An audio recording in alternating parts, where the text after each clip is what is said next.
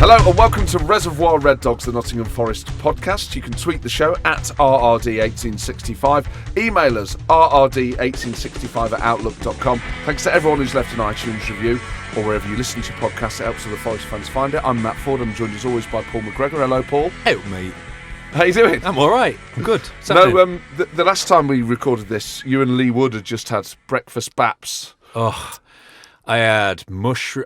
Unfortunately, I found out mushroom has got almost zero nutritional value. Lee Wood told us that. Really upset me because I have a lot of mushrooms. We're delighted to be joined by, very rare for us to have a current player on, I know. so we're delighted to have you here. He's one of our own, Ryan Yates. Thank you so much for coming in, Ryan. No, thank you very much for having me. We were just chatting off air about the fact you'd had beans on toast for breakfast.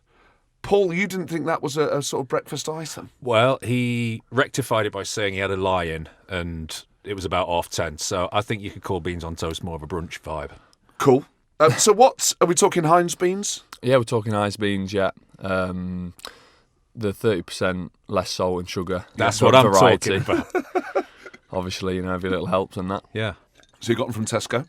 And what? Correct. What bread are you using?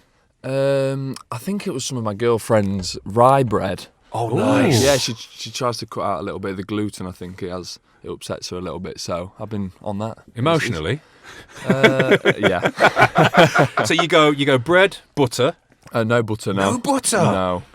And is that? But I had cheese on top, so that adds a bit of the flavour. I think Yeah. it's just wasted. You're putting all that tomato sauce on top of I the. really taste Yeah, the butter, I do. See, I don't really use butter when I have beans on toast. Good grief. But I have grated cheddar on it. Maybe a bit of a brown good, sauce a good sometimes. amount as Oh, well. yeah. Like a good. When it really melts in. Well, I find as I've it- just explained to you, it should go toast, butter, Marmite, beans, hot sauce, cheese. That doesn't count on beans on toast anymore. Yes, That's a new yep. dish, isn't it? No, beans on toast.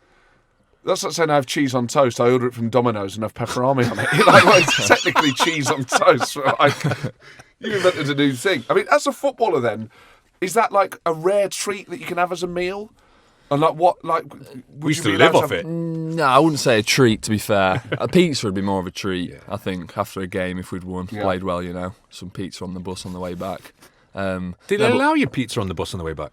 Yeah, if we've done well, yeah. I think, They don't still do that, surely, only if you've done well. No, not if we've... I think it's just whatever's they've organised before, to be fair. But yeah, we've had pizza a couple of times. Great. 'Cause the lads who've played 90 minutes, they just Have what need they to want. get the food down the neck. Yeah, we used to have a patisserie table. So you'd come in... Forest? At Forest, yeah. So you'd come in and there'd be Danish pastries, cream cakes, all that. You could just... That was the only time you were allowed to just cram anything you wanted. Now, the worst thing was when you were sub, but you didn't play or anything, because you still had about 4 or 5 cakes. Well, that's it. You played a full 90 minutes. It must just I bet it barely touches you. Yeah, like I say, like the 11 who start and play 90 minutes, they can basically eat what they want. Like you just mentioned there, that it's more difficult, say, if I haven't played and there's pizza on the bus, I'm thinking, God, I do want a couple more slices. And then again, training the next morning, and you know what I mean? But now it's just, it's part of the job, just, picking and choosing when you can eat these things and not. Because nutrition now, even compared to when you played, you're wearing these like sports bras with a microchip in the back or whatever they're called. I don't know what they're called. What are those vest The things? GPS vests. So you just put your GPS pod and it tracks all your how much you've ran and how quick and. And does it measure what's in your sweat and stuff like that? No. Oh, so they nothing can't tell like if you that. had a cheeseburger? No, they wouldn't. No, nothing like that. What's in your sweat? Yeah, because I thought I've obviously been So, misinformed. you're wearing a bra, your breasts are sweating. What I mean It's is, going to measure the I amount of thought- pepperoni, salt. I thought there was a monitor where they can tell basically your metabolic rate or something. I'm obviously wrong. How? I don't know. It's just with technology or whatever. But I thought it was a thing where they could tell if you'd maybe been eating too much fat or too much sugar or I don't know. They must monitor that. Not in yet. advance. Maybe in a few years you could do that, but not at the minute now. But do they put you on a strict, almost like diet during the season? I think, getting towards Forest level, Championship, Premier League. I think the players are really professional and they know themselves. They know what to eat and when and how much. And Are they pretty good at self-policing? yeah, I think so. Yeah. 90% of the players are really good, I'd say. And because they know if... Who are the 10 that aren't? Write them off. No, no, I think, yeah, like you say, self-policing and just...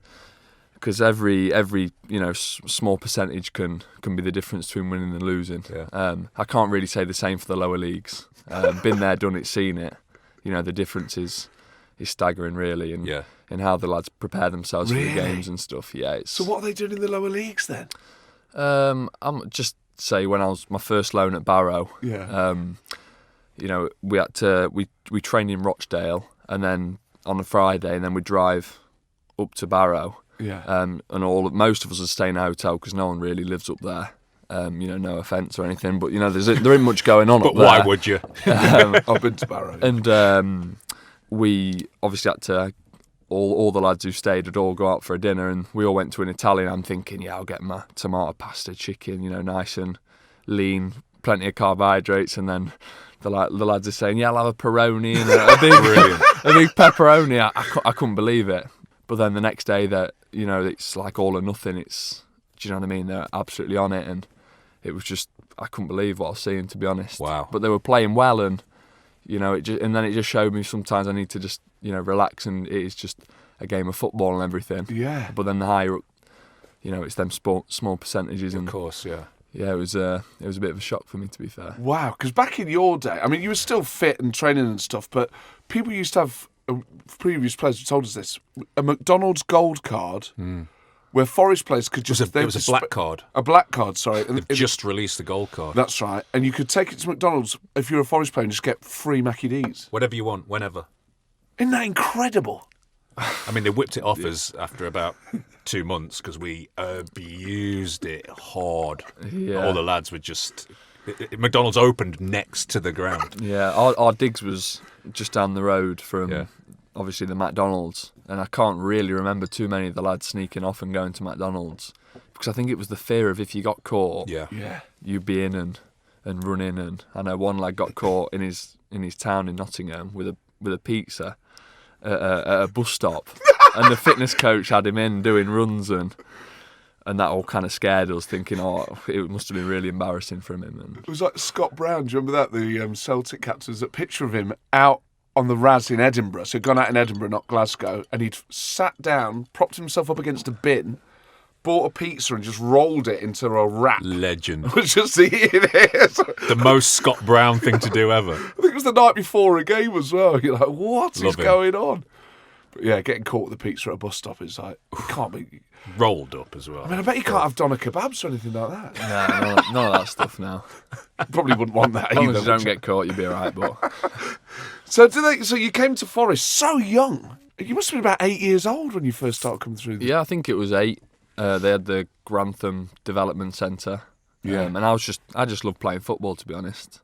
And a few of my friends had also been scouted and went, and it was just enjoy your football. And my parents never put any pressure on me. They just said, go and enjoy it, see what happens.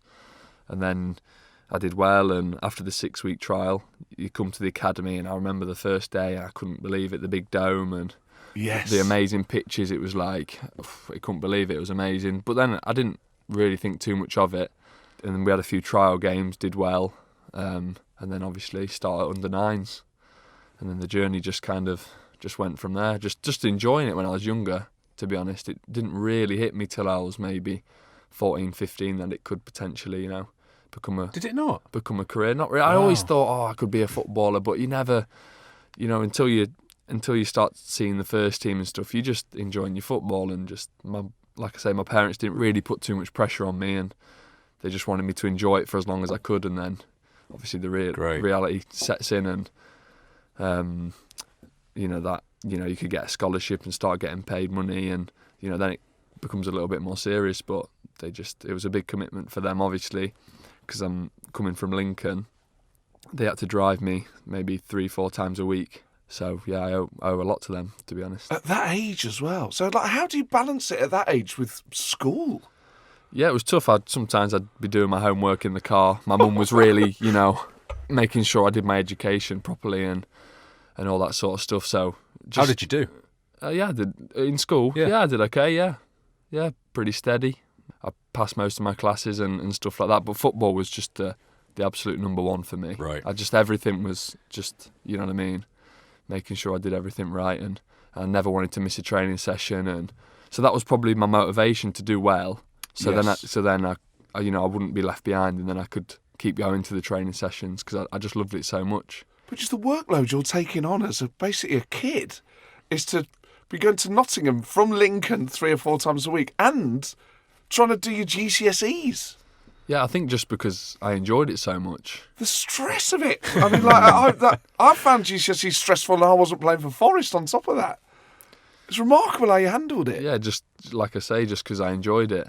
And I think, when you're a little bit younger, when I see some parents are a bit pushy, and they push, their kids to, you should be doing this, should be doing that. Whereas my parents didn't really.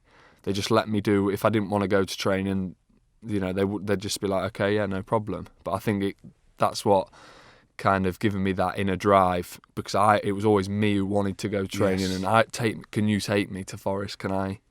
With all the extra, so it always comes from within. Interest in psychology. I mean, my mate's son's at Mansfield at the minute, and he's I think he's 14. He's doing really well.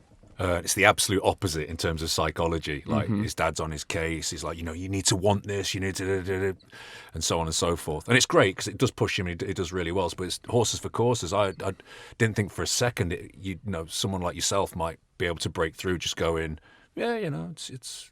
I've just taken it in my stride, and your parents are like, yeah, if you want to go training, you can go training. Mm-hmm. But what were your parents like with you when you were coming through Forest? My dad pushed me like mad. And was that for the best, do you think? Yeah, it worked for me, because every now and again, it'd be like some girl will ask you to go down the park, and I'd be like, proper tempted. And then my dad'd be like, fine, yeah, it's up to you. You want to hang out with girls and not go and train with Forest? That's up to you. Fine, no problem. Okay, Dad. I'd take myself off and have a word. But it was good for me. I needed that. But I think it's good. As little amount of pressure you can put on kids doing, especially going through your GCSEs and all that. I mean, good grief.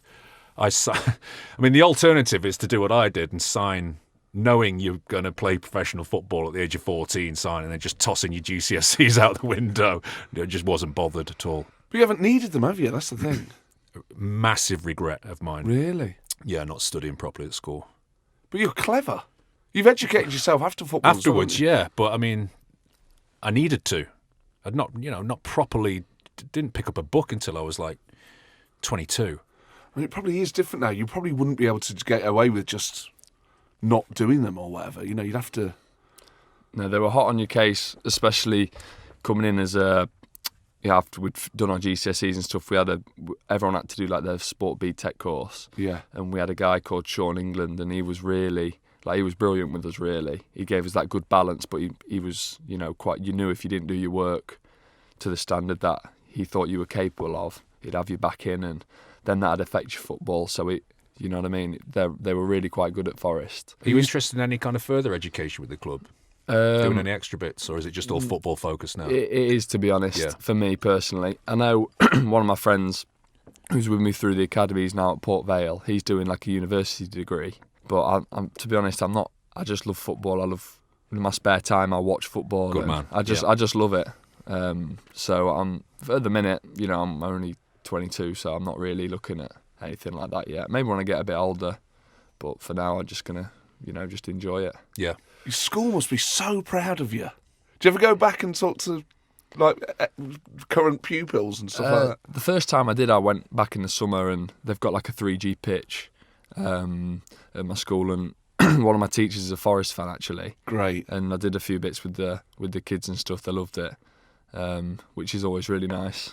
So that was probably the only thing I've done, but hopefully do some. It's crazy, isn't it? Things. I mean, I went back to my school, Bramket Hills. Yeah. And it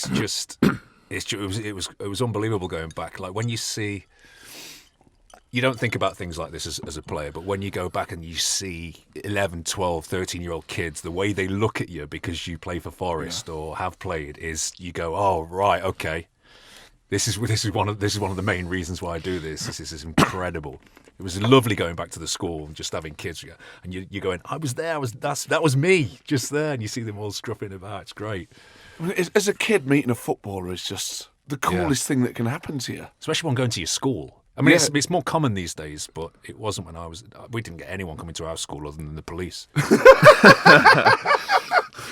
We will not pursue that line of inquiry. So you're 22 years old and you wear the shirt number 22. Are you going to have to wear 23 next season? I think 22. Yeah, that's just I don't know. I didn't really think about that, to be fair. But 22 was my first professional number at Barrow. It was just kind of given to me. Someone obviously left and they just gave me it. It wasn't even a new shirt, and I've still got it now. Like the numbers like slanted. It was just what it was like there. My first one's got the name Crosby pulled off and McGregor over the top of it. My dad's still got it. It's great. Do you keep many of your old kits and things? Yeah, I think they're all at my mum and dad's house. Great. My first shirts, home away, they're all just shoved in the bottom drawer. Just for keepsakes. My dad loves stuff like that, programmes, and yes, yeah, he loves all that sort of stuff. Sure. Always asking me to nick a few programmes from the change rooms if the laughters left them. And do they come to every game? My dad and my brother come to most games. Yeah, they love it. My dad just loves football. So he wasn't. He always tells me he wasn't quite good enough. He had trials, well, No, that old chestnut. Yeah, that old chestnut. And he just kind of lives it through me a little bit. And he's telling me I should do this, do that. And I'm like, yeah. And does he give you, does he give you good advice? He loves it. I love it. Sorry. Does he give you good advice? That's a good question. Yeah, he does. Yeah, he just tells me how it is. If I've played poorly, he'll tell me you were rubbish today, and if I did well, he'll tell me I did well. So I know, some people can say, oh, you did brilliant today, but I know I didn't do brilliant. I was, you know what I mean. But my dad will just tell me how it is straight away. Because that's an interesting psychology as well. Because some people can handle being told the truth. And they would rather that than have someone fib to them. Like, do you prefer it if someone Tom says... Cruise can't. Can't handle the truth. Would you rather someone say, yeah, I don't think you were very good today? Yeah, I think so.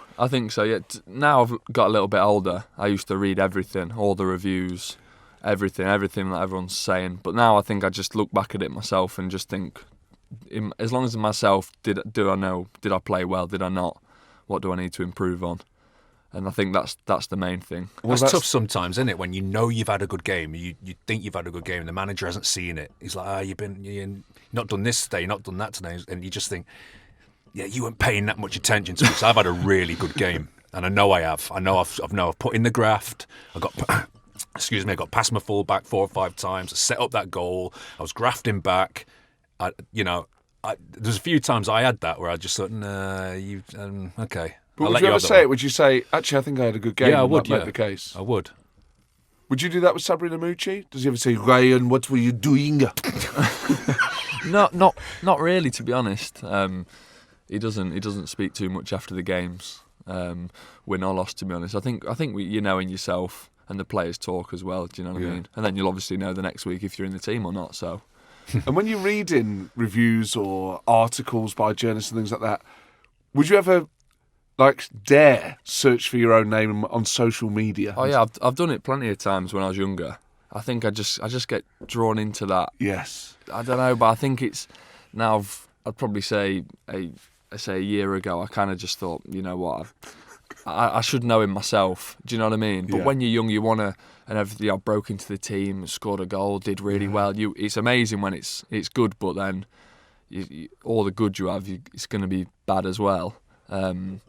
So if you read the good, you got to read the bad, and you just get into that false sense of, if you've just burst onto the scene, then you've been brilliant every week, even though you haven't. Yeah. Do you know what I mean? And then it just kind of plateaus out. So now I've just kind of cut all that sort of stuff out and just focusing on what I think I need to improve on. The thing is, on social media, the bad isn't considered. Someone saying something good. Oh, well done. You've broken through. You've done this. You've done that. Oh, you played well today, mate. That's all nice. Not that it's not because it's nice. Yeah. But when someone decides to come in bad on social media, it's never considered, is it? It's always absolutely raged, and they just want to have a go. Yes. And you wouldn't mind it so much if it was considered. No, I think you did this, and I think that'd be all right on social. But it's not that on social media, is it? No. I don't know how modern players do it on social media. It would drive me insane. There was a United player who, and I can't remember who it was, but Rio Ferdinand. Basically, they're on a flight, they're going somewhere, and before the flight takes off, Rio Ferdinand sat next to him and goes, "You should set up a Twitter account, it's really good, yeah. It's great. They're like, yeah, all right. They set it up, and then they have to put their thing on flight mode. They land, he opens up his Twitter account, he's getting thousands of, abuse, and he just deleted it. That Twitter account lasted as long as the flight. It was like, why would you want to be on this thing? Just didn't want anything to do with it at all. People must be a lot nicer though, and I imagine most people are very positive on social media anyway. But when they see you out and about in the street, people must love bumping into you. Yeah, mate. Sometimes some people they probably ignore you if they don't like you. Do you know what I mean? So you don't see them. But yeah, if I see people, I'll have a chat. I'm quite open and chatty. The fans have been brilliant with me. The ones I've met, in person. So I haven't really got a bad word to say, to be honest. But it means so much for people that you've come through the ranks. There's something really satisfying. It was the same with you as well, when you know this person's been at the club since 8 years old, and then year on year just getting better and better and better until you're in the first team. People feel sort of emotionally close to you, I guess.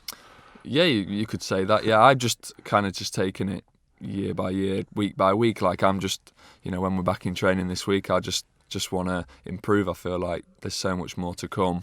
But that's going to take time, minutes on the pitch, and the lads are doing really well this year. So, it's been kind of a in-out season for me. Your story's really interesting to me, though. I mean, the amount of times you've been out on loan and you keep coming back and, getting new contracts, and, the club still developing you at that level. Going out on loan for a young lad when I was playing, I was like, oh, God, I've got to go on loan. It felt like and I mean, correct me if I'm wrong, but it felt like a bit of a knock, or they don't want me in the first team, they want me out on loan. But your story is brilliant for that. I mean, I think you've got to have a really strong and really professional mentality to go out on loan, do your business, do it well, come back, still be in development, go out again, come back, new contract. I think it's brilliant. It's amazing what you've done. Yeah, for me personally, it was the best thing that could have happened to me, to be honest. Yeah, I know, looking back, even though at the time I thought I'm ready to play in Forest first team, I definitely wasn't at 18, if I'm being honest. But say you've had the likes of Arvin Apai, who's now moved on, or Ben Brereton, they were ready physically, mentally, at a young age to make the grade for the first team. But I know now, looking back, I wasn't. Yeah. And I started right at the bottom, in the National League with Barrow, and I played, 20 consecutive games, did really well, and that was kind of like, wow, man's football, completely different to academy. And then went to Shrewsbury, which was a big step up for me, kind of out there, but learnt a lot, playing in League One in a relegation fight. Wow. Yeah. That's my only experience of that, and hopefully, touch wood, one of my last. But that was brilliant. I'll tell you what, though, when you are down there, if you end up playing for whoever it might be, when you're down there, the people that have been there before, you really do understand. Those are the people that can get you out of it. Yeah. That can handle that pressure, that have been there and done it. Yeah, that was a really good experience for me. And just seeing how, how, like you say, how they coped with it and stuff like that. And we ended up staying up, luckily. And then kind of my breakthrough year when I went on loan to Notts County in League Two with Kevin Nolan and Mark Crossley, you've had on the show before. Brilliant guy. Go on, Noobs. And yeah, that was just, I played consistently there for half a season, and it was brilliant. Scored a few goals. Then my name was kind of in the Nottingham Post and all that, and it was all brilliant. Went back to Forest in the January, and they said they want me to go, higher because I've done well. And Scunthorpe were interested, near the top of League One. Went there with Graham Alexander. It was kind of just that next step I needed. Everything was just better, a little bit more professional, better players, faster paced game. Your decision making had to be better, so I had to raise my level. We got to the playoffs, unfortunately didn't go up, but then obviously come back to Forest with Karanka in the pre-season, got a new contract. Thought I did really well. Unfortunately, it didn't really work out with him. Didn't barely play any minutes. and then O'Neill, and then played, and then this season. So that's kind of been my... You got an incredible my CV progression. then, really, in terms of experience. Yeah, you know, of the rather than lower staying, leagues. being around, but even still, you know, I think that's great. Yeah, I just thought to myself, if I'm not going to get the chance at Forest, I just want to play. Right now, Good man. this season, I'm like, I'm not playing. I just love playing football. I just want to be on the pitch in front of I love the pressure of the games, the crowd, the build up. I just love it all. I just love playing football. So when I'm not playing, it's really frustrating. It just makes me want to work harder, get back in training and prove I should be playing. Good man. So when you're on loan at like Barrow or Scunthorpe, you're a young lad, you're getting sent away from home. Like, is it boring? Is it lonely? Yeah, I'd be lying if I didn't say there was times where I thought, oh, God, I wish I was in the academy and they were just looking after me, because you do get looked after so well. Yeah. At Forest, you get everything. Everything's on a plate. Everyone's, you're 2 minutes from training. All your kit's washed. It's just these little things. Like, I remember I turned up to my first session at Barrow, a 2.5 hour drive in my little Corsa, and I didn't have any kit. I just rocked up in just my Forest stuff, thinking, you know what I mean? There's going to be kit for me. Of course, there's going to be kit for me. There's nothing. It's just like a freezing cold changing room, and the manager comes in, Paul Cox, which is a brilliant guy as well. He said, "Oh, have you got any training kit?" I was like, "No, not really." And he just went to the back of his boot and gave me his spare kit. Great. And like an XXL Giacomo top, and it's humongous shorts. And I just remember the first training session thinking, "Oh, I'm gonna smash this." You know what I mean? Or they must be rubbish. And the standard was really, really good. Yeah. And the lads would blooming kicking me, and it was like long ball, header, bosh, and I was getting kicked Here we all over go. the place. I'm Yeah, thinking, God, sleeves right, up. this is what it's all about Yeah. then. And then from then on, I just thought, right, I've got to man up and match this, or my technical ability isn't even gonna matter, because I'm not gonna be able to stand up and be able to fight. And this is the stuff people don't realise when you come down the leagues. It's like, particularly when I was at Northampton as well, and the type of football they were playing when I came from, I was at Preston with Graham Alexander actually, but then down to Plymouth, and it wasn't the lower leagues that was an issue, because Plymouth wanted to play football, so it was the type of football I was used to. When I went to Northampton, it was smash it in the corners, get after it, and it was all big boys, elbows and all that kind of stuff. And I wasn't built, my mindset wasn't there. I couldn't change into it, just couldn't do it. I wanted the ball at my feet, and I wanted to go past people, and I wanted to play football with, and no one was interested. Yeah, I think it was my home debut up at Barrow. I remember asking for the ball off the fullback, and we came in at half. I think it was 0-0. We came in at half time. I think I might have given the ball away a couple of times in midfield, and he said, "We don't do this here." he said, "Let the fullback put it down the line and get on the second balls." Yeah. And it did work for me. It gave me an amazing grounding. Yeah. But you have to learn quickly. Yeah. Because there's people who, it's their livelihood. If they And win, they've come through that as well, so they know how to do that. of course, yeah. So I had to adapt quickly. So now, with the amount of technology and cameras, games are filmed and charted, even in a completely different way to when you were playing. Like, do you watch back your own performances in full after a game? Like, how much analysis do you do of yourself and of the side? Yeah, we've had quite a few games on Sky recently, so Yeah. I'd like my girlfriend to record it, and then because if I've played, I won't be able to sleep after the game. If it's a night game, I'll have to watch the game, Yeah. and then I can kind of Immediately after the game? if I got home, just because you've had like, I don't know, you're just adrenaline and things like that. So Have you ever I think tried I'd- 8 pints? But we've been for training the next day, so. Oh, right, yeah. Yeah, so if it's on telly, I'd probably watch the first half or something, just to kind of, all this talk after the game and just watching it for myself. But then the analysts would, 2 or 3 days later, they'd get your individual clips and you'd watch them back. And I love watching them. Yeah. And just, being critical of yourself and what you could have done better and stuff Wow. like that. And so when they show you the clips, do they show you everything you did that game? Or do they say, right, here's the 3 good things you did, here's 3 mistakes? Or is there like a structure Just to it? that, well, every time you've been involved, they'll just they'll just give you it. So if you the first minute, second minute, they'll just give you the whole thing. Yeah, the whole thing. It might be in a 90-minute game, you might be involved 15, 20 minutes. So you just watch your 15, 20 minutes. And how beneficial do you find that? Do you find it really beneficial? I think it's unbelievable. To Great, be honest, wow. How they can, and they do it so quickly for all the players. It's brilliant. We had that in the academy. And yeah, it's really, really good because you can watch it yourself, and instead of watching, say, the whole game and skipping and pausing, you just got it all in front of you. If you're like, oh, what did I do in this situation? You just skip straight to it, and yeah. I can imagine, like for example, a ball coming to you, and you're watching it. You think, I should be taking that on my left foot, and it happens 2 or 3 times. And you're thinking, yeah, that's something really real that you can use then, and it's self-critique, which is the best. Really. Yeah, definitely. Yeah, I agree. It's like the end of the X Factor, isn't it? It's like Ryan Yates, here are your highlights. You get to see like your best bits at the end of every game.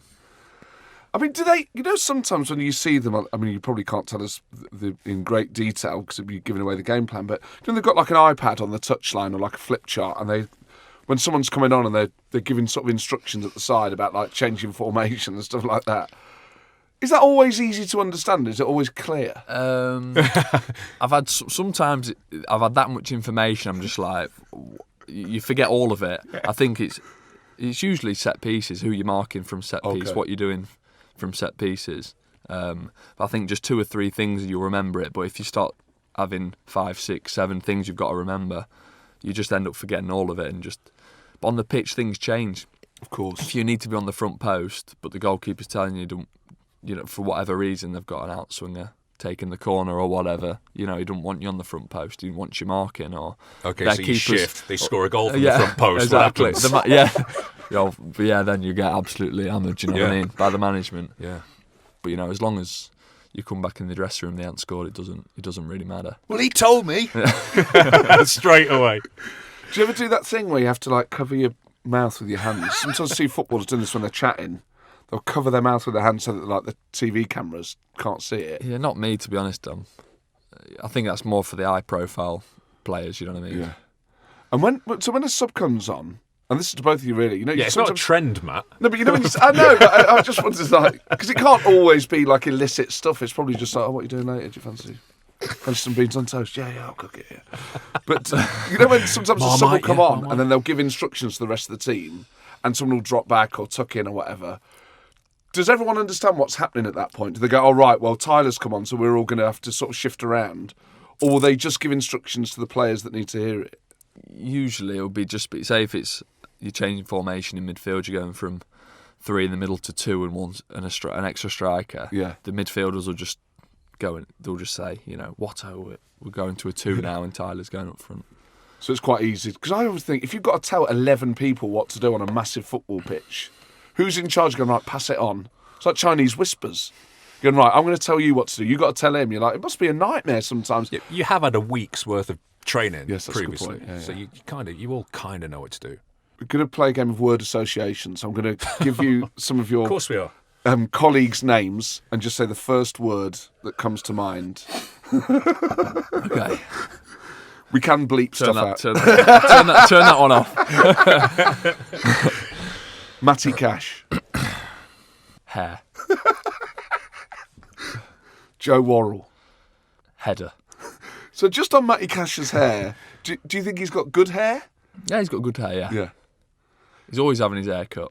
Is he? I just thought hair. I don't know why. Probably because I mentioned his hair last time I saw him. Tyler Walker. Goals. Bryce Samba. Relaxed. Really? Yeah. Really relaxed. Because he's so intense during a game. No, he's not. Really? Yeah, he's the opposite, yeah. Well, that is... Bryce Samba, the keeper, yeah. Yeah. Oh, he's so relaxed. Oh, my God. I mean, he's comfortable on the ball and stuff like that. He seems very confident. Yeah, really, really good. And is he just relaxed all the time? Yeah, all the time, yeah. Is that unusual for goalkeepers? Yeah. It's unusual for humans. Yeah, he's just the most relaxed guy. But everyone trusts him so much because he's so good. Yeah. So you have full confidence in him.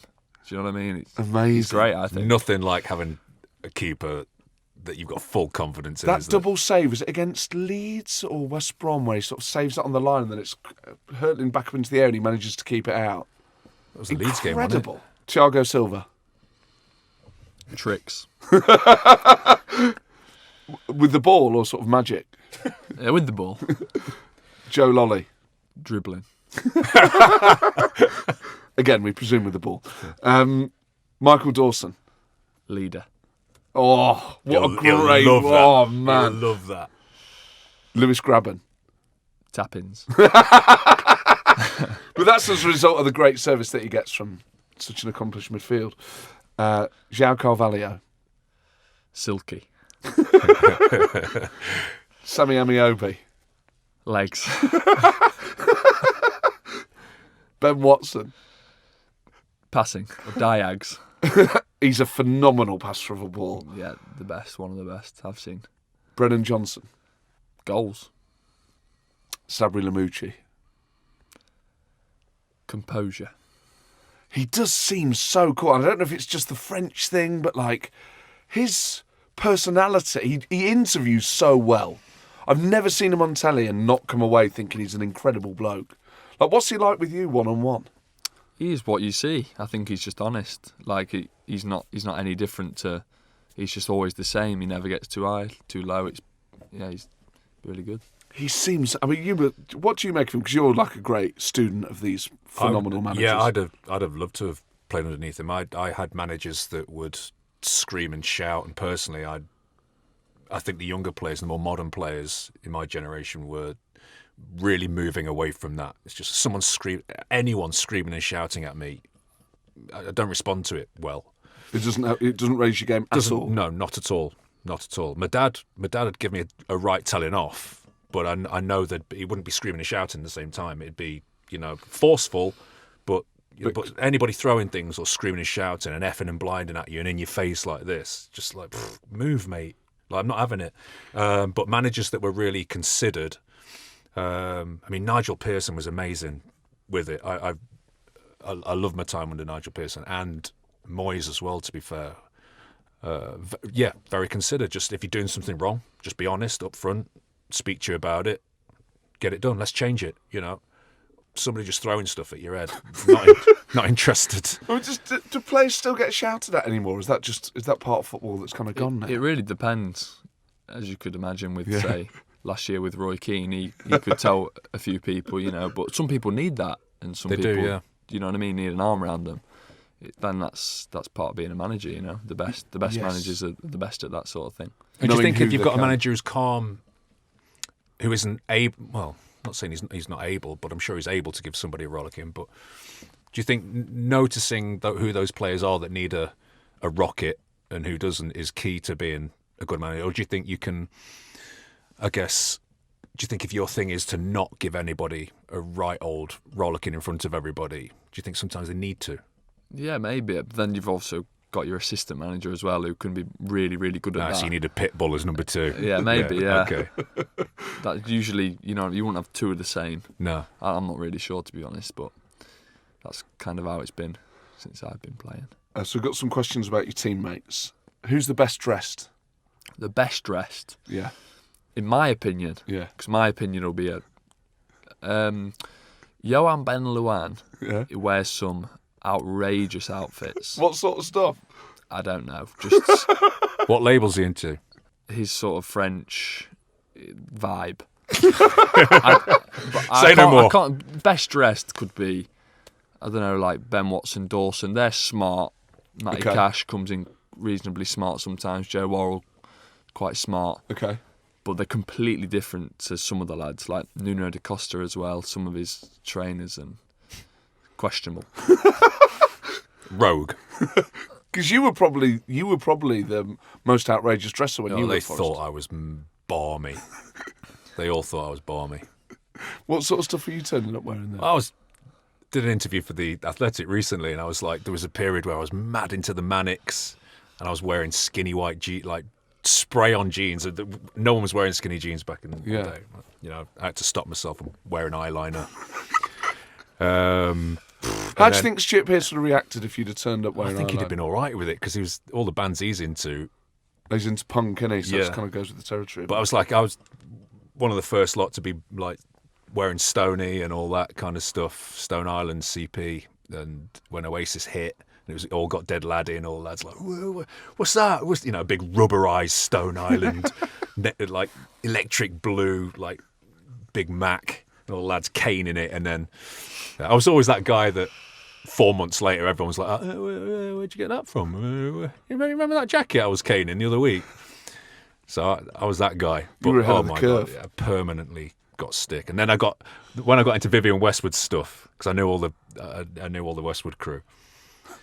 That was next level. Bondage trousers, Wow. holy jumpers, all kinds of stuff. You know, the high, before everyone was wearing the high neck shirts. What, like roll neck? The high neck shirts, you know, with the 3 buttons. Have you seen those?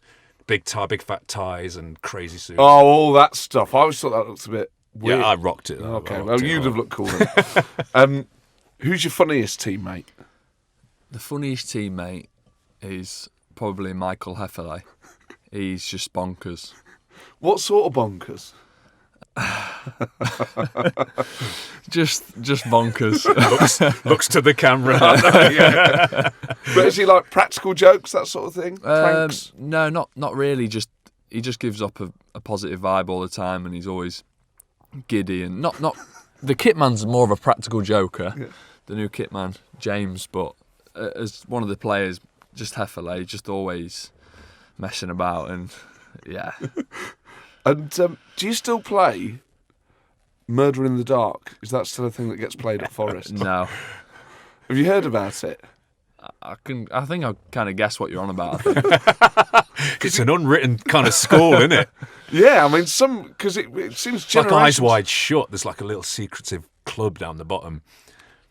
So how did it work again? Just refresh our memory, Paul. What, for the 300th time? Yes. You just need to listen back to the podcasts. But someone would just shout "Murder in the Dark." Yeah, if someone shouted "Murder in the Dark" and the light went out, it was a scramble to take your boots off and to take cover and launch your boots as hard as you could whilst trying to find other boots to launch. It sounds horrible, doesn't it? Yeah, it does. I'd be laying on the floor, I think. Oh, but people knew that. So people would okay. be stamping and throwing stuff down at the floor, and people would know that some people would stand on the bench and hold their bits. So you'd throw them high, you'd throw them low, rawhide. Oh, yeah. I think that probably got banned a while ago. Probably for the best. Maybe or maybe not. Who knows? Maybe it's a double bluff. Who's the fittest teammate? The fittest, Joe Worrell. Outrageous. Really? Yeah, we went to Wallerton Park in pre-season, and I did all the the off-season work properly, and kept myself in really good shape. I thought, I'm gonna do really well in this. I knew Joe was fit, but I thought I'll still beat him, no problem. And then, poof, gone. So him and Ben Osborne at the front, and then I was in third place, working so hard, and they're just cruising. I never had that. I just couldn't. It was always such hard work runs. Just, the big runs down the Trent and stuff. Like, you got Steve Stone. Even Archie Gemmell, for crying out loud, was up front with Steve Stone. I'd be at the back with Norm. I can imagine Norm's being at the back, yeah. I'd have thought you were better at running. Distance. My brain switches off. I find it so hard to motivate myself. So it's psychological rather than like I physical? think probably, yeah, because I can play a match, no problem. Who's got the worst hair? The worst hair? Well, I'd say Joe Worrell again after his haircut. Do you think it suits him, that, especially a crew cut? No, I don't, no. I thought he looked better with like a quiff and Yeah, stuff. he's a good-looking lad, I think. Yeah. But He is. after that haircut, terrible. Gone right off him. Who's the cleverest? You've got to be up there, man. You've got a few GCSEs. Yeah, I've got a few GCSEs, but I'd probably say I think Joe Lolly's quite clever. Yeah. Even though he probably wouldn't say it, I think he's quite, he went to uni and stuff. I don't know. Oh, Sure did if he? he did it properly, but yeah, he loves his politics and Yeah, he does, yeah. He loves a Oh, that's right, yeah, loves yeah. a pub quiz and yeah, he's Because Joe Lolly's into pub quizzes as well, isn't he? Sorry, Joe Worrell likes a pub quiz. Have you Yeah. ever done one? yeah. I went with them too. Did you? A You bit any bad. good? Yeah, no. So apart from sport, what would be like your specialist subjects if you had to pick an area? Completely away from sport. Oh, that is a question. I'm struggling. I'm gonna have to think about it. Honestly, nothing springs to mind though. If I'm honest, Into music or anything? No. I love all sorts of music. I'm not just I don't like. You I love love the stuff I make. okay, Queen. Oh my okay. God! I'm going to tell you a story after this. Okay, Well, I can't tell the podcast, but I love Queen. they are. I just thought you were going to burst it out then. No. The story you told me. It's nothing outrageous. Yeah, No, but it's yeah. incredible. But have you ever seen them live? Live, Queen? Yeah. No. Because they've got Adam Lambert fronting them now. Like, they do tours and stuff. Okay. Oh, Queen are incredible. Not a fan myself. Honestly, you're never. joking. Come on, mate. I'm Get sorry. off. Yeah, there are certain bands that I know are incredible. One that Vision, Just leave me a I bit Want It All. cold. It's all right. Live Aid. Yeah, that was great. Like, but Incredible. and the same with Led Zepp. I'd kind of like, yeah. All right, good. Paul's like, I'm not like anything. I just there's certain bands that just. well, What about the movie? The new. I've not seen it. Bohemian Rhapsody's Oh, it's amazing. brilliant. I'm sounding like a right awkward bugger. Biopics as well, music biopics just drive me Walk the insane. Line's good, Johnny Cash. That's an exception to the rule. I think I do like that one. We're building bridges here. So, where's your favourite place to eat in Nottingham? Favourite place to eat? There's one in the Lace Market called Mowgli. Oh I yes, think that's really quite Really nice. Is that good. the one where you Quite sit on chill. the Swings. swings? Yeah. Step too far for me. oh, you're so old-fashioned. Proper Oh, I love hipster it. nonsense, Oh, that innit? it's You need a tash cool. to eat there. What's your what's the best dish that you cook if you're cooking at home? My best dish. You know what? For the first time ever, I got one of them boxes where it gives you the recipe card. Oh and yes, stuff. when they they meant to send be you all the good, stuff. those. Hello Fresh or whatever it is. Yeah, mine was Gusto or something, and I did a lasagna, and it was unbelievable. Wow. Honestly, yeah. Ooh. Can you take credit for that though? No, I can't. But you've had to assemble it. You could have burnt it. Yeah. No, but Yeah, but he's got to look himself in the mirror and go, "Did I make I'd that?" probably struggle, to be fair, to do it without the recipe card. But no, that was just... I'm all right. My mum's a cook, chef. Oh wow. Great. Yeah, so I've always had it done for me, Yes. if you know what I mean. So you've not been stood over her while she's been cooking. Not You've not really, inherited no. any of it. No. But she does a fantastic lasagna. Oh man, I love lasagna. Yeah, it's bro. Should get together with Lee's mum. Yes, so we had Lee Wood on the last episode, the boxer, yeah. and his auntie is a dinner lady or like Was a it his school auntie? I chef. thought it was his. Was it his mum? I thought it was his mum. But she was talking about opening a cafe that basically just sells the sort of puddings you used to get as part of your school dinner. Okay. It's like caramel tart and cornflake tart. It's a great idea. Yeah. I'd go, yeah. Yeah. Favourite holiday destination? Skeggy? Be up there. Mablethorpe? Chapel St Leonard's? Sneno. City was... I went to New York last year. Oh, it's and I amazing. loved New York. Yeah. That was amazing for 3 or 4 days. That was incredible. Did you do all the tourist stuff? Yeah, I think so, yeah. Most of it. I'm not really into that sort of stuff. Yeah. I just like looking at it. It's all just massive and big Yeah, and I bold. love and, it. Yeah, it was good. Really It feels like a enjoyed that. movie the whole time you're there, doesn't it? Yeah, it did, yeah. The cop cars and the yellow taxis and everything, just gawping at stuff. We used to go at the end of every closed season, and it got to the point. The whole squad? No. I used to go over with Scotty Gemmell Yeah. quite a bit, and it got to the point. The first 2, you're doing all the, all the touristy stuff, and then third time, fourth time, you're just sat in cafes and eating and having a wander The around. food's just massive. When you relax into New great. York, it's amazing. How it'd be if you lived there. It's just like, oh, I love this place. Probably wasn't long enough. Yeah. I was only there 3 or 4 days. I could have been there longer. Oh, I love I it. think it was really good. The first time I went, me and John Richardson went, and we went for 10 days. I was just knackered by the end of it. We did one of those open-top bus tours. Cool. And the guy, like, everyone sounds like that, talking like New York. And the guy doing the tour guide was in a foul mood. He went, right, I want hands up now. Who's Spanish and who's Italian? And they put their hand up. You should have booked the Italian tour. I'm not going to translate for you guys. And they're like, no, it's fine. We can speak English. You better speak English. I was like, whoa. And then on the top thing, he goes, do not stand up and take a photo. These road signs hang at 23 feet. This bus is 22 feet. You do the math. And someone stood up to take a photo. He went, sit your ass down. No. New York state law. I was like, wow. I was amazed. I could have just spent all day with that I was going to bloke. say, I Love love it. that. Sit your ass down. New York state law. And then we just went to a load of Irish bars. Hardest player to play against? Question. What would say my toughest opponent? Yes, yeah. Well, we played Chelsea, say, a month ago, and they had some good players in midfield. I heard that.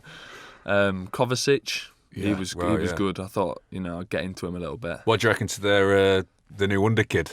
Yeah, good. Oh, the Scottish lad. He's red hot. isn't he? Really good. Good. If you had to sing karaoke, what song would you pick? A Queen song. Yeah. They're hard to sing now. Yeah, I was going to say Another One Bites the Dust, but it's a bit slow. Yeah. It is quite driving, though. It's Cool, isn't it? So you're getting into Queen Yeah, now. I'd say that. Another One Bites the Dust? Yeah. If it was Christmas tomorrow, what would you want for Christmas? For us to get promoted this year. Yes. Correct answer. What is your favourite household chore? Hoovering. Why hoovering? I just love getting the mat out from. And this is weird. I love just getting the mat from in the living room, shaking it off, and then there's loads. Do you take it outside to shake it off, or do you shake it off in the room No, because shake you're going off to hoover it? Yeah, in the room. I want the Okay. extras. Proper stuff. Proper stuff. And everything else, like I hate doing the washing. Yeah. Hoovering, especially if you've got a good hoover. We've got one of those Shark Duo cleans. Gets everywhere. And you can go from hard setting to carpet setting. The carpet setting is incredible. Wow. Cleaner than a new carpet. I just got one, a Dyson one upright. Oh, lovely. It's really heavy, but power.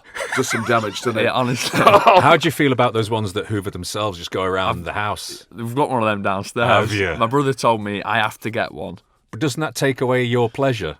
but that's for the laminate. And then the carpets is the see. Dyson. That's when you go out. So you don't gain much pleasure from hoovering a laminate? No, not really. No, it's not the same. You like It's to not see that. I like to get a sweat on. Yeah. You know what? It's like, what's the Queen video where he's doing the hoovering? Oh, I want to break free. Do you do it in your pinny in drag? Once. Yeah. We've all been there, man. What about mowing the lawn? No, So that's kind of a similar thing. no, No, not satisfying. no. Because there's a great, talking of like that Hoover that that hoovers itself. Flymo have brought out a lawnmower that just does it itself. Oh. But you do it. You basically put it on every night. So it's tiny, and it's just a robot that's got sensors on it. And it's just, when you empty it, it's just like dust. But if you do it every night, basically the lawn never gets, and it just does it throughout the night for you, and it's silent. Mate of mine's got one. It's incredible. Wow. It's only about that big. I've seen them in The Edinburgh. future is here. They use them in, like, the council use them in parks. And you just go around Edinburgh, there's just like these little robots mowing the lawns. As if they don't. In Edinburgh, they wouldn't last in Glasgow. Your dream car. A dream car. I'm not a massive car fan, but everyone loves cars, if you know what I mean. I'd Yeah. probably say like an Audi R8 or something. Oh, nice. Favourite book? Favourite book? It's going to sound quite sad, but Gary Neville's autobiography. Yes. It's called Red. I love that. But it's one of the few I haven't read. I've heard it's incredible. It's good. Because he's fascinating, isn't he, Neville? Like, he is super sharp. Like, I could just watch him talk about anything. Yeah. I love Gary Neville's soccer box. Have you seen that? Where he gets like the player, like Yeah. a Rooney, and then they watch the. Yeah. It's such good telly. It's saw really some footage. satisfying. I saw some footage of because it was the Manchester Derby the other day. Yeah. Saw some footage of them in the tunnel when Neville was playing and Schmeichel was playing for City. Oh, man, It's yeah. great. So, like, Schmeichel's coming down, like, Man United are stood in the tunnel. Schmeichel's coming down, he's high-fiving people, and he just taps Neville on the shoulder to turn round. And he proper gives him the biggest custard. I just thought, yeah, that's who you want captaining your team, innit? Yeah, it's true. Yeah. If you could play alongside one Forest player from history, who would you pick? Play alongside. Yeah. It could be anyone. It could be recent history. It could be from 1865.